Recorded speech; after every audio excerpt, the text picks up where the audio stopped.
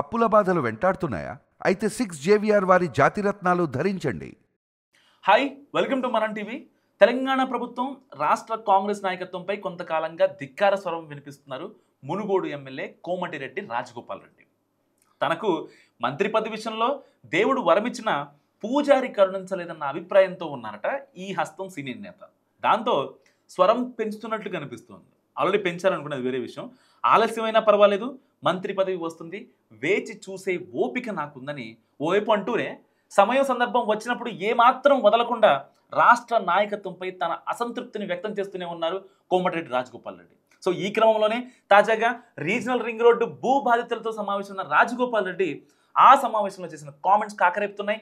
తన ధిక్కారాన్ని మరో రూపంలోకి మార్చి పోరుబాట ఎంచుకోవడం చర్చనీయాంశం అవుతుంది.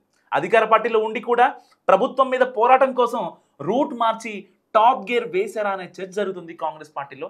సో త్రిపుల్ దక్షిణ భాగం భూబాధితుల కోసం ఎంతటి త్యాగానికైనా వెనుకాడబోనంటూ గతంలో తన రాజీనామా ఎపిసోడ్ని గుర్తు చేసుకున్నారు ఆయన. సో వ్యక్తిగతంగా నాకు అన్యాయం జరిగినా పర్వాలేదు, కానీ మునుగోడు నియోజకవర్గ ప్రజలకు అన్యాయం జరిగితే మాత్రం ఊరుకోను. సో ఎంతటి త్యాగానికైనా వెనుకాడబోను, రీజనల్ రింగ్ రోడ్ అలైన్మెంట్ మార్చాల్సిందేనని డిమాండ్ చేస్తున్నారు ఎమ్మెల్యే. సో తన నియోజకవర్గ ప్రజలకు అన్యాయం జరిగే తాజా అలైన్మెంట్ను మునుగోడు ఎమ్మెల్యేగా ఎట్టి పరిస్థితుల్లో తాను ఒప్పుకునేది లేదని కూడా తేల్చి చెప్తున్నారు రాజగోపాల్ రెడ్డి. అసలు మొత్తం దక్షిణ భాగం అలైన్మెంట్ని మార్చాల్సిందేనన్నది ఆయన లేటెస్ట్ డిమాండ్. సో అసలు ఎవరిని అడిగి దాన్ని ఆమోదించారని ఇప్పుడు ప్రశ్నిస్తున్నారు ఆయన. సో స్థానిక రైతుల అభిప్రాయం తీసుకోలేదని, కనీసం దక్షిణ భాగం ఎమ్మెల్యేలతో అయినా ప్రభుత్వ పెద్దలు మాట్లాడారా అంటూ ఘాటుగా రియాక్ట్ అవుతున్నారు రాజగోపాల్ రెడ్డి.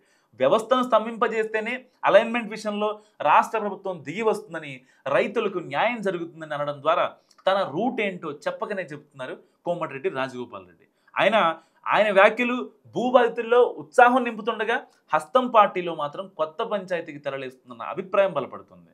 అధికార పార్టీలో ఉండి కూడా రాష్ట్ర ప్రభుత్వం ఖరారు చేసిన అలైన్మెంట్కు వ్యతిరేకంగా భూబాధితులకు మద్దతుగా రాజగోపాల్ రెడ్డి అండగా నిలబడటం ఒక ఎత్తు అయితే, ఆయన తీసుకున్న స్టాండ్ RRR దక్షిణ భాగంలో ఉన్న కాంగ్రెస్ ఎమ్మెల్యేలకు కొత్త తలనొప్పులు తెచ్చిపెట్టడం ఖాయమనే అభిప్రాయం కూడా వ్యక్తమవుతుంది రాజకీయ వర్గాల్లో. బేసిక్గా ఇది ఒక్క మునుగోడు నియోజకవర్గంతోనే ఆగిపోదని కూడా అంటున్నారు. అనేక చోట్ల అలైన్మెంట్లు మార్చాలని, పరిహారం పెంచాలని డిమాండ్స్ ఉన్న క్రమంలో తాజాగా రాజగోపాల్ రెడ్డి దూకుడు ఇటు సొంత పార్టీకి ఎరకాటం కావడంతో పాటు అటు ప్రతిపక్షానికి అస్త్రం అవుతుందన్న ఆందోళన వ్యక్తమవుతుంది కాంగ్రెస్ వర్గాల్లో. పైగా RRR భూబాధితులు ప్రభుత్వాన్ని స్తంభించడానికి సిద్ధంగా ఉండాలి, ఎప్పుడు పిలుపునిచ్చిన వేల సంఖ్యలో తరలి రావాలంటూ ఆయన చేసిన కామెంట్స్ మరింత కాకరేపుతున్నాయి.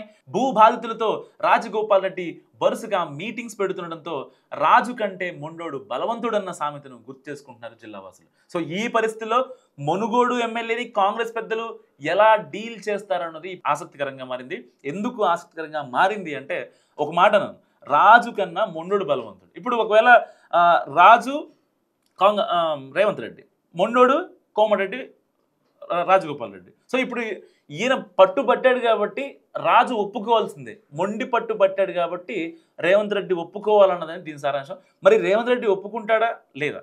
పార్టీ నిర్ణయాలను కాదని కేవలం పర్టికులర్గా ఆ RRR బాధితులకి ఏదైతే ఉన్నారో వాళ్ళకి సహాయం కావచ్చు, రేపొద్దున ఇంకో కాన్స్టిట్యున్సీలో ఇంకొక దానికి అలైన్మెంట్కి సంబంధించి మార్చాలన్నది అంటే ఒక ఎమ్మెల్యే కోసమో లేకపోతే ఒక కాన్స్టిట్యున్సీ ప్రజల కోసమే రాష్ట్ర అభివృద్ధి, రాష్ట్ర ఫలాల గురించి మాట్లాడితే ప్రభుత్వం వినదు. సో ఇలాంటి నేపథ్యంలో మరి కోమటిరెడ్డి మాట రేవంత్ రెడ్డి వింటాడా లేదా? మీరేమనుకుంటారో కామెంట్ రూపంలో చెప్పండి. చూస్తూనే ఉండండి మనం టీవీ.